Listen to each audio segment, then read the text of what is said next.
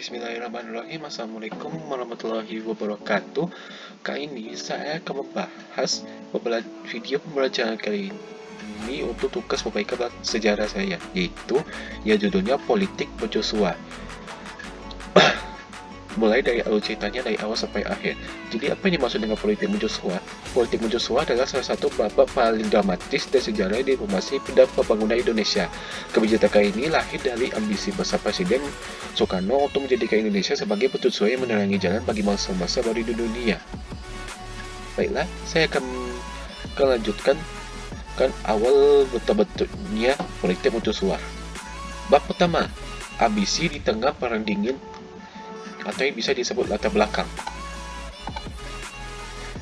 Pada awal 1960-an, dunia terbelah menjadi Barat dan Timur. Soekarno merasa Indonesia tidak hanya menjadi pengikut, ia memperkenalkan konsep Order Force atau Old Established Forces yang disebut negara penjajah dan The Force, New Emerging Force, atau negara berkembang yang baru merdeka. Soekarno ingin menunjukkan bahwa Indonesia adalah pemimpin dari kelompok The Force. Caranya, dengan membangun kemegahan yang bisa dilihat di dunia, agar Indonesia sejajar dengan negara-negara besar lainnya. Inilah titik awal politik mercusuar. Baik, kedua, membangun megaproyek di atas keringat, atau yang bisa disebut pelaksanaan. Jakarta disulap menjadi kanvas raksasa. Soekarno ingin setiap tamu asing yang datang merasa takjub. Fokus utama pembangunan ini adalah untuk menjebak perhelatan besar seperti Asian Games yang keempat dan Ganevo, atau yang bisa disebut Games of the New Emerging Force. Dia berikut hasil pembangunan ekonomi pada masa politik mercusuar. Ada beberapa, tapi terpenting dari pembangunan tersebut ada yang pertama, Gelora Bung Karno atau GBK, HI atau Hotel Indonesia, Jembatan Semanggi, Monumen Nasional atau Monas, Gedung DPR dan MPR, dan Sarina. Mungkin ada beberapa banyak, tapi yang saya hanya bisa disebut hanyalah keenam tersebut, hanyalah keenamnya.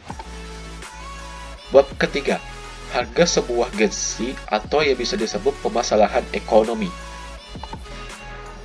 Di balik gedung-gedung tinggi dan pesat olahraga yang megah, tersimpan masalah besar, yaitu ekonomi Indonesia sedang sekarat. Negara menghabiskan biaya yang luas biasa untuk proyek-proyek non produktif. Proyek raksasa tidak menghasilkan uang secara langsung. Ia bisa disebut pulau-pulau Jawa itu menjadi lebih maju dan berkembang, sedangkan pulau-pulau lain atau yang bagian-bagian lainnya dari pulau tersebut masih tidak dipedulikan, yang bisa menjadi bangkrut. Akibat terjadinya politik mercusuar yaitu, yang pertama, inflasi semakin menggila. Inflasi mencapai angka fasilitas hingga 600% pada tahun 1965, yang bisa dijadikan Indonesia menjadi negara yang inflasi yang terbesar di dunia. Kedua, kemiskinan rakyat. Rakyat kesulitan mendapat kebutuhan pokok seperti beras dan minyak tanah, sementara pembangunan gedung terus berjalan. Jadi intinya, harga beras dan minyak tanah atau bahan-bahan pokok yang lainnya itu semakin mahal dan susah rakyat lainnya kesulitan untuk membelinya. Ketiga, utang luar negeri. Indonesia meminjam dana besar-besaran, terutama di Uni Soviet, untuk membiayai proyek tersebut dan berkapat militer. Yang keempat, runtuhnya mercusuar atau bisa disebut akhir cerita dari politik mercusuar. Puncak kejayaan politik mercusuar bisa menjadi awal keruntuhannya. Ketegangan politik memuncak pada peristiwa G30S PKI tahun 1965. Kondisi ekonomi yang hancur membuat kepercayaan rakyat terhadap Soekarno menurun drastis. Ketika kekuasaan beralih ke Orde atau Orde Baru di bawah pemerintahan Presiden Soeharto, fokus pemerintahan berubah total dari politik pemegahan menjadi stabilitas ekonomi dan pembangunan dasar. Beberapa proyek belum selesai seperti Gedung Ganevo akhirnya dialihfungsikan menjadi Gedung DPR atau MPR. Kesimpulan dari politik mercusuar, warisan yang tersisa. Meskipun politik mercusuar sering dikritik sebagai penyebab krisis ekonomi tahun 60-an, kita tidak bisa memungkiri warisannya. Jika bukan karena ambisi Soekarno saat itu, mungkin Indonesia tidak akan memiliki ikon nasional seperti Monas, Bundaran HI, atau Jembatan Semanggi, yang hingga kini masih menjadi urat di ibu kota. Politik mercusuar adalah bab dalam sejarah kita, di mana sebuah bangsa berani bermimpi terlalu besar, meski akhirnya harus mulai membahas untuk mimpi tersebut.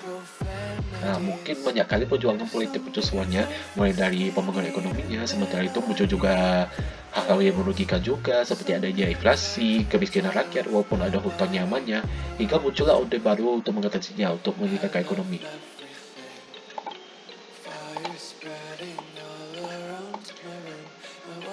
Oke, oke, baik, mungkin itu saja pembahasan dari politik mercusuar ini, walaupun pembahasannya agak dikit atau ya gimana.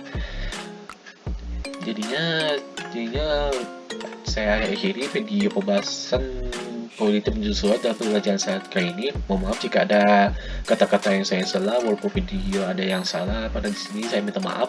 Saya sudahi, wabillahi taufiq wal hidayah. Wassalamualaikum warahmatullahi wabarakatuh. Harga beras dan minyak tanah atau yang lainnya semakin menjadi lebih tinggi. Masih banyak. Kapan dikasih? Jadi abang merah nih. Bentar lagi masih ada dua. Asik. Apa lah?